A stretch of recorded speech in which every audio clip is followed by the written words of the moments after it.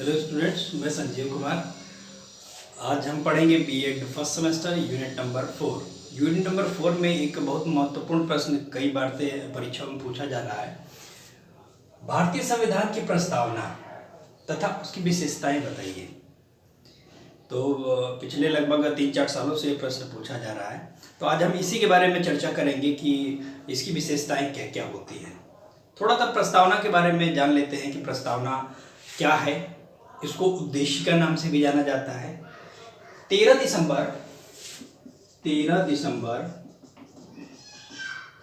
1946 को जवाहरलाल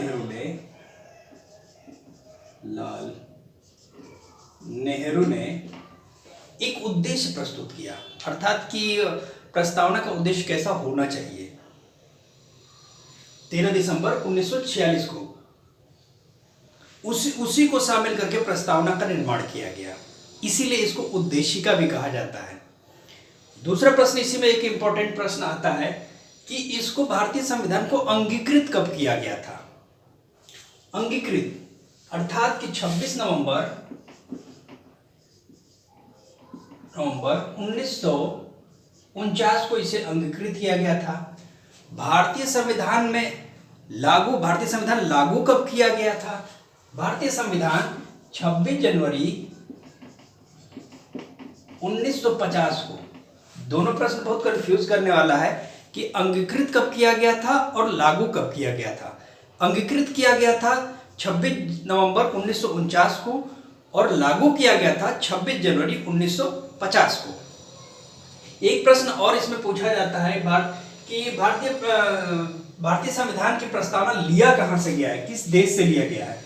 तो इसमें दो नाम निकल के आते हैं। एक निकल के आता है अमेरिका तथा दूसरा निकल के आता है ऑस्ट्रेलिया।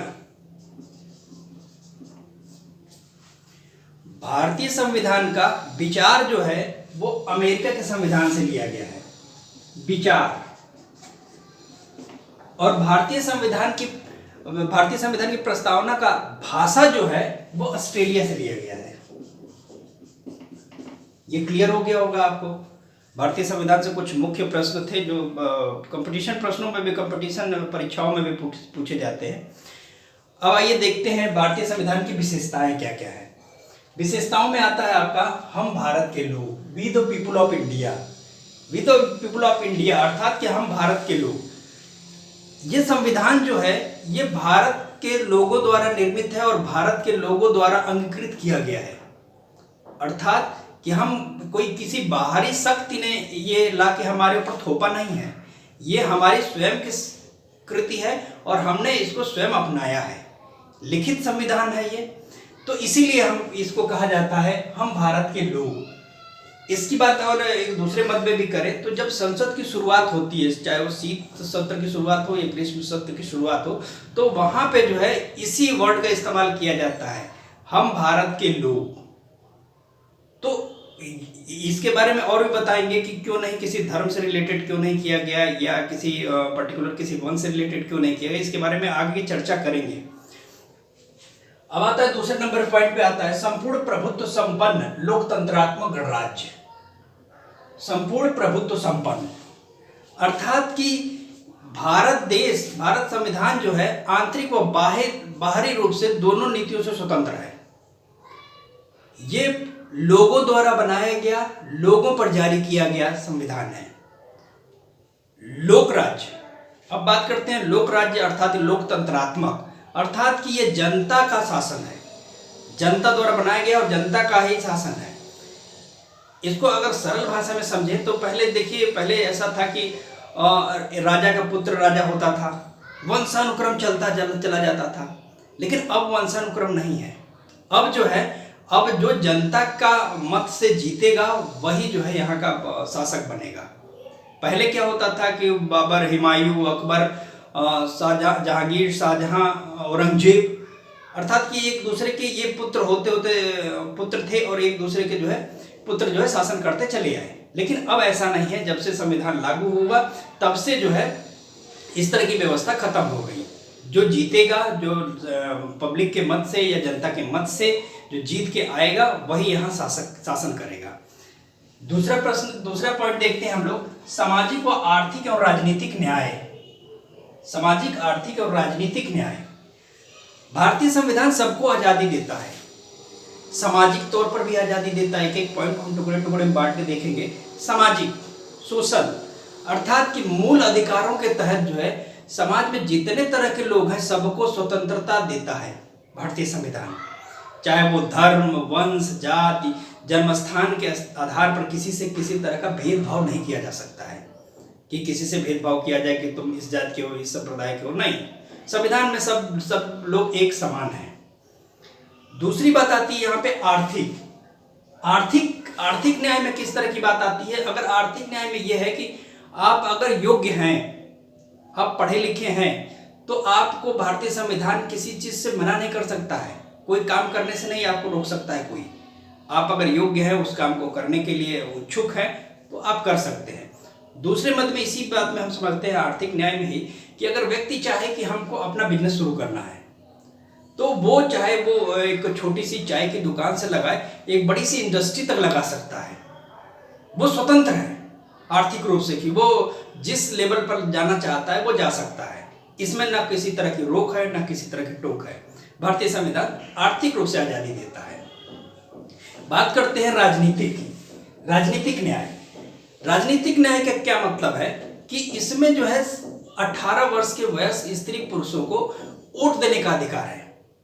अर्थात कि वो वोट किसी को भी दे सकते हैं, वो अपनी इच्छा अनुसार जो है गुप्त मतदान होता है और किसी को भी वोट देने का अधिकार रखता है भारतीय संविधान।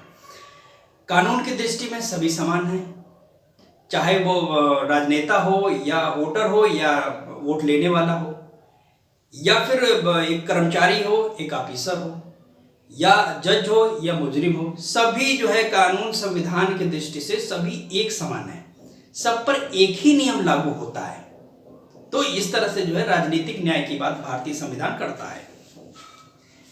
अगला आता है आपका धर्म और उपासना की स्वतंत्रता। धर्म और उपासना अर्थात कि यहाँ पे जो है बहुत से धर्म पाए जाते हैं, हिंदू, मुस्लिम, सिख, ईसाई, बौद्ध, जैन।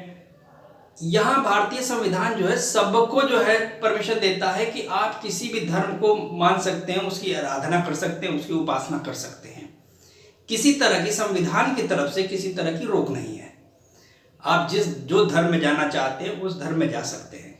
ये व्यक्ति के ऊपर निर्भर करता है कि वो किस धर्म को माने।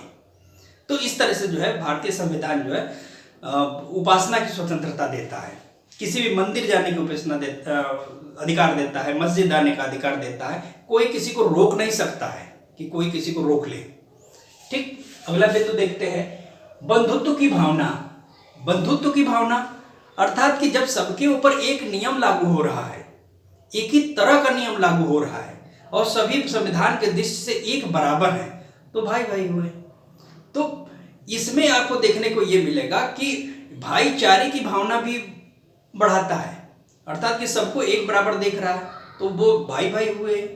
तो इसमें आपने ये देखा होगा कि कोई ना संविधान की दृष्टि में ना कोई बड़ा है, ना कोई छोटा है, ना कोई जात है, ना कोई धर्म है, सब बराबर है। ठीक, अगला प्रश्न देखते हैं धर्मनिरपेक्षता।